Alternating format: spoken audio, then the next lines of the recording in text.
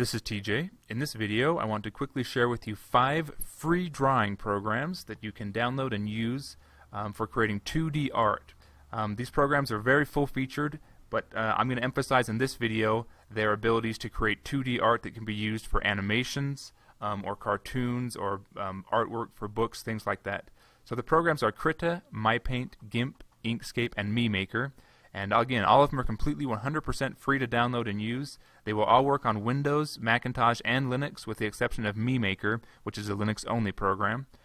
So I'll pull up this first one here, Krita. So this is just a screenshot of Krita, a time-lapse video of some work being created using Krita.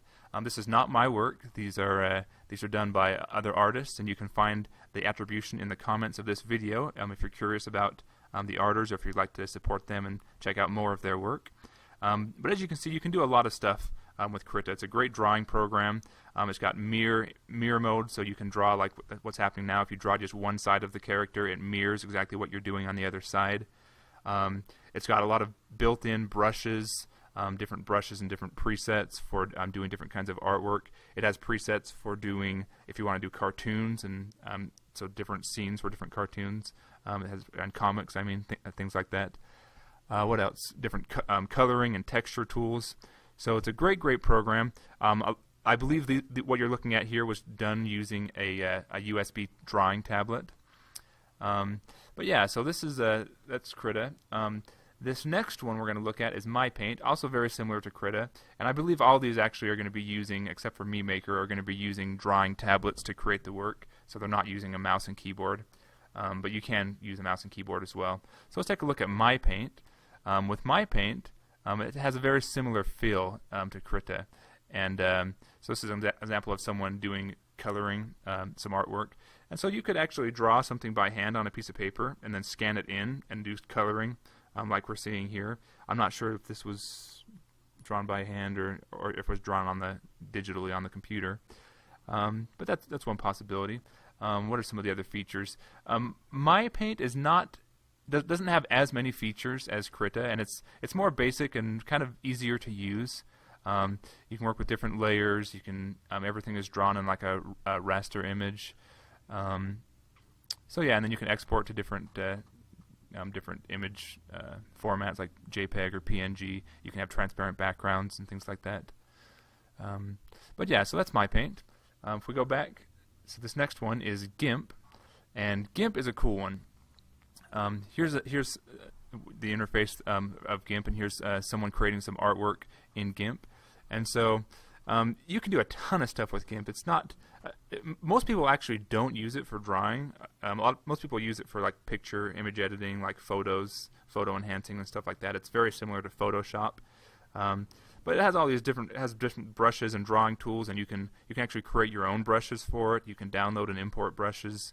So you can do it, and it's got a lot of cool tools you can work with.